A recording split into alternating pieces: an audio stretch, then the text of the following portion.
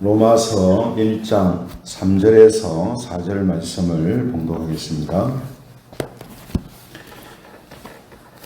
그의 아들에 관하여 말하면 육신으로는 다윗의 혈통에서 나셨고, 같이 읽겠습니다.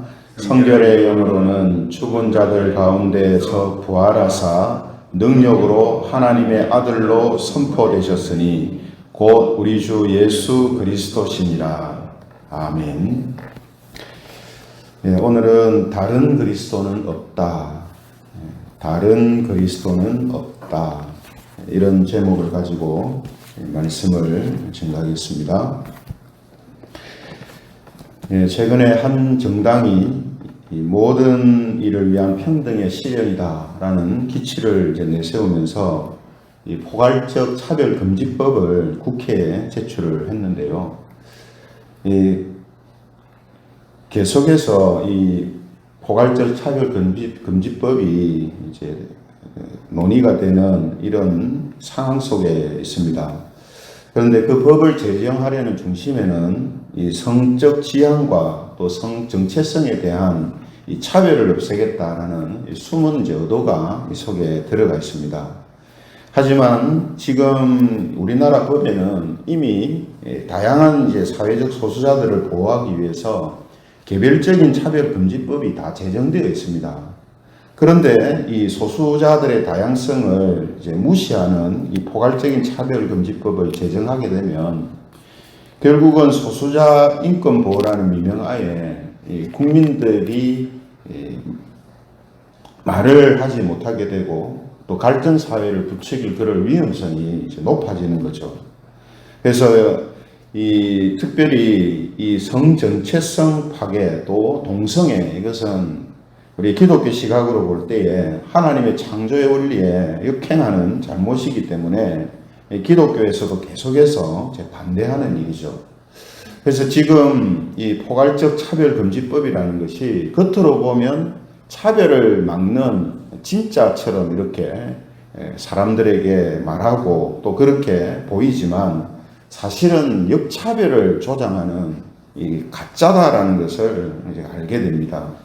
그래서 우리가 세상의 모든 일들을 보면 진짜처럼 보이는데 가짜가 많죠.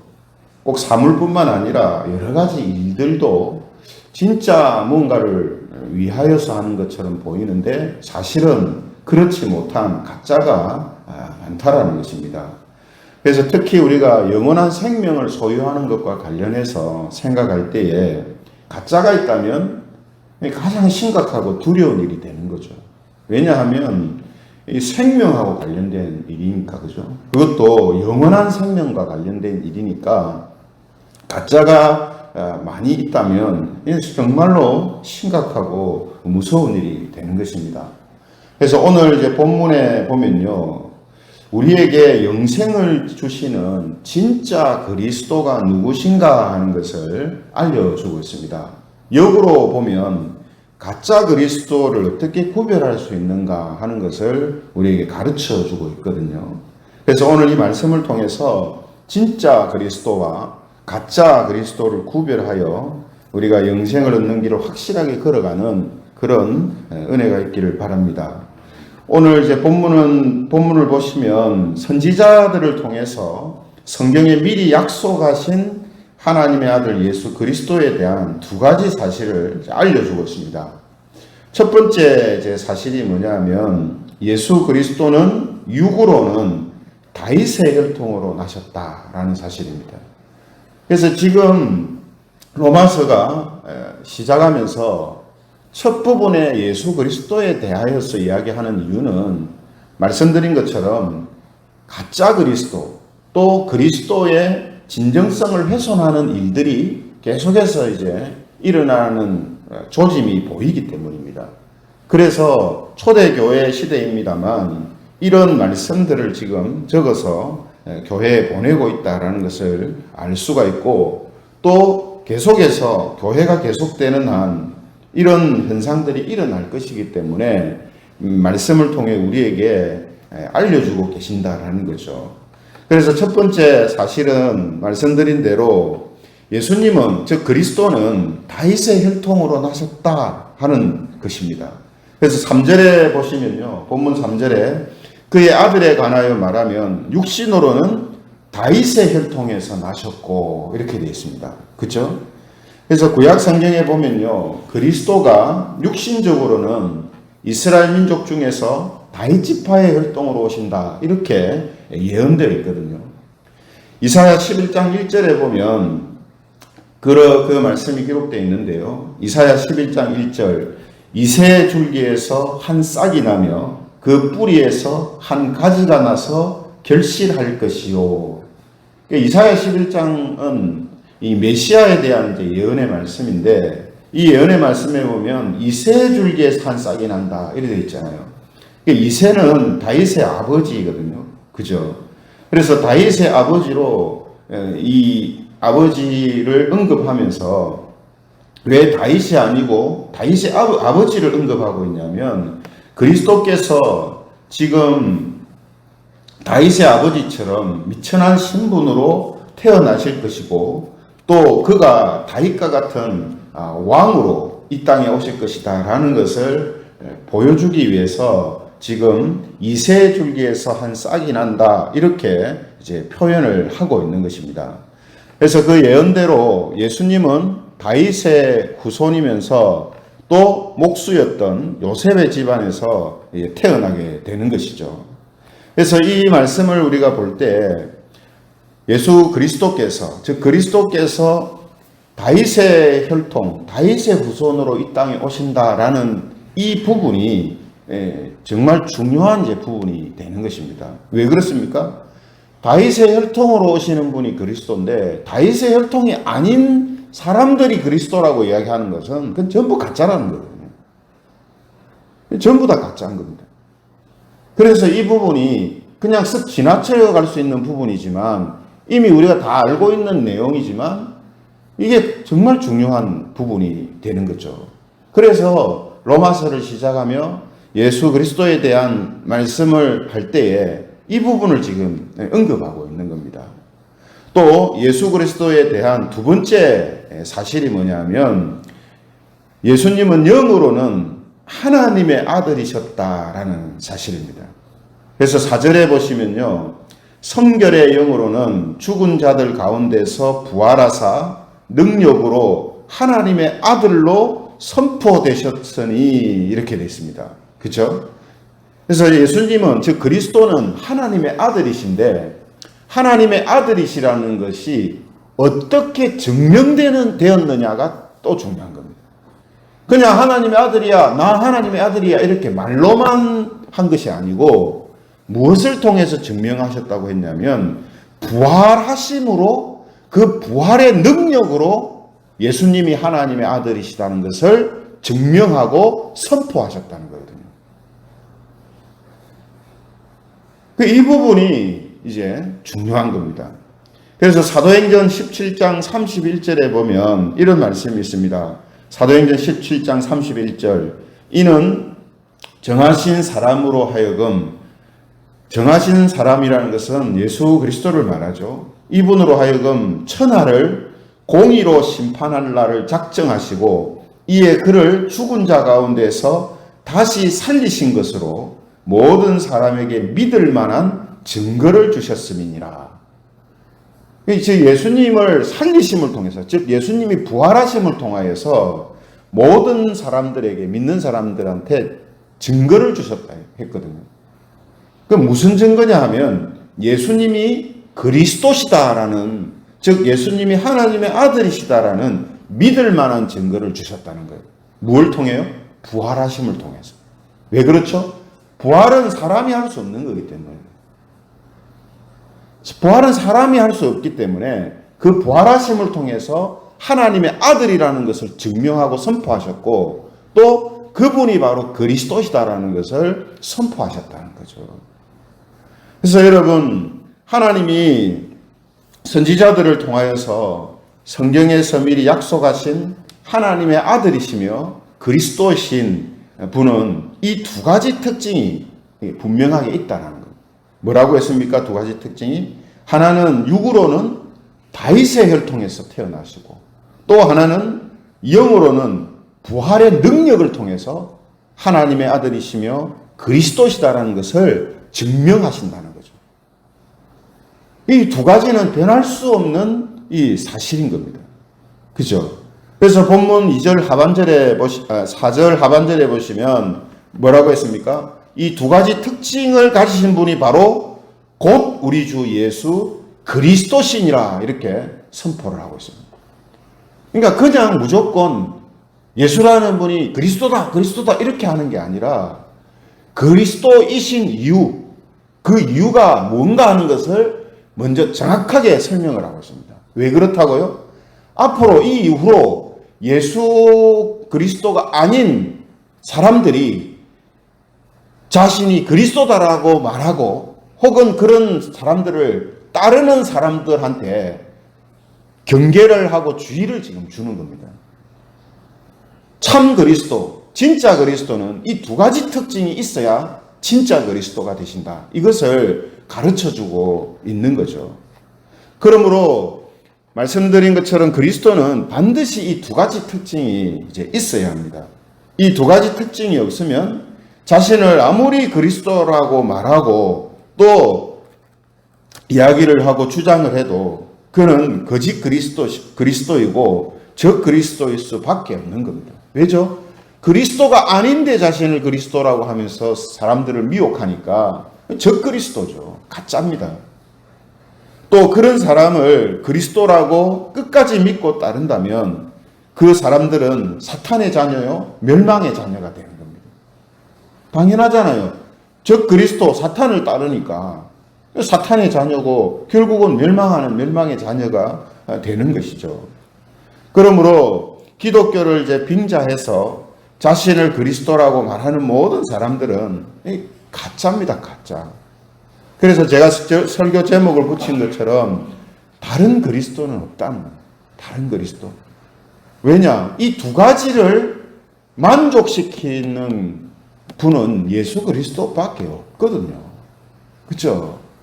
그래서 우리가 이 로마서를 보면요, 아주 치밀하게 논리적입니다. 엄청 논리적이에요. 그냥 편지임에도 불구하고요, 하나하나 단어 하나하나 또 문맥 흐름의 하나하나가 아주 치밀하고 논리적이에요. 앞에서 우리가 본 것처럼, 그죠? 사도 바울은 예수 그리스도의 종으로서 사도로 부름을 받아 하나님의 복음을 위해 택정했다 했잖아요. 그래 놓고 복음은 뭐냐 하고 또 설명합니다. 그 복음은 바로 예수 그리스도에 대한 소식이다. 그죠? 이야기했잖아요. 관한 이야기다. 그러면 그의 아들은 그 예수 그리스도는 누구시냐? 또 설명에 들어갑니다. 로마서는 계속 이런 논리적인 흐름을 가지고 아주 치밀하고 세밀하게 전개가 돼요. 그래서 늘 제가 강조합니다만, 말씀은요, 성경 말씀은 그냥 믿으라 하는 게 아닙니다. 엄청 논리적이고 치밀해요. 논리적이고 치밀합니다. 왜냐하면 하나님이 우리에게 믿음을 주시고 우리로 하여금 하나님을 향해서 믿음의 삶을 고백하고 또 그 믿음으로 살아갈 수 있도록 하시는 방법이 뭐냐면 말씀을 통해 우리를 이해시키고 설득시키셔서 강제나 억지가 아니고 하나님이 우리에게 주시는 이성을 통해서 그 이성을 다시금 하나님께서 새롭게 하심을 통해서 하나님께서 우리에게 알려주시는 것들을 이해하고 믿음으로 반응하도록 그렇게 우리를 이끌어 가시거든요. 그렇기 때문에 하나님의 이 말씀은 세상의 어떤 개념에서의 지성을 가지고 보면, 세상의 개념에서의 지성이라는 것은 세상적인 어떤 지식들이 바탕이 되어 있는 지성이잖아요. 그렇게 보면은 이해가 안 돼요. 안 믿어지고 이해가 안 됩니다. 근데 하나님께서 그 타락한 이성과 지성을 새롭게 하실 때에 그 이성, 하나님이 준 이성을 통해서 말씀을 대하면 얼마나 치밀하고 논리적인가 하는 것을 깨닫게 되거든요. 그래서 로마서도 지금 그런 방법으로 우리에게 말씀을 전해주고 있는 겁니다. 이런 맥락에서 오늘 단순히 예수님이 그리스도다, 예수님이 하나님의 아들이다 믿어라, 이게 아닙니다. 왜 예수 그리스도, 예수가 그리스도이신가? 이걸 우리에게 논리적으로 가르쳐 주시는 거예요. 그렇죠? 그리고 이 두 가지를 만족시키지 못하는 사람들은 자신이 그리스도라고 아무리 이야기해도 그들은 가짜일 수밖에 없다. 이거를 우리에게 가르쳐 주는 거죠. 그래서 앞으로 예수님을 믿고 따르는 삶 속에서 이런 일들이 있을 때, 또 교회 안에 이런 일이 발생했을 때에 무엇이 진실이며 진짜 그리스도가 누구신가 하는 것에 대한 분명한 이해와 시각을 갖고 있도록 우리에게 이런 말씀을 주시는 겁니다. 그래서 우리가 이런 관점에서 보면 우리 주변에서 이전이나 지금이나 자신을 예수다 혹은 그리스도다 이렇게 이야기하는 사람들은 이 두 가지 다 안 맞는 거예요. 그죠? 두 가지 다 안 맞는 겁니다. 그래서 자신을 그리스도라고 하는 사람들, 신천지 같은 경우 보면 이만희 교주도 자신을 감람나무다, 자기가 그리스도다 이렇게 주장하잖아요. 이 두 가지 다 해당이 안 되는 겁니다. 다윗의 혈통에서 난 자도 아니고 부활의 능력으로 자신이 사람과 다른 그리스도다라는 것을 선포한 것도 없고, 그렇죠? 똑같습니다. 그러니까 가짜일 수밖에 없는 거예요. 그래서 사도 바울은 갈라디아서에서 이렇게 말합니다. 갈라디아서 1장 9절에 아주 강하게 우리에게 말씀을 하거든요. 갈라디아서 1장 9절, 우리가 전에 말하였거니와 내가 지금 다시 말하노니 만일 누구든지 너희가 받은 것 외에 다른 복음을 전하면 저주를 받을지어다. 다른 복음을 전하면 저주를 받을지어다.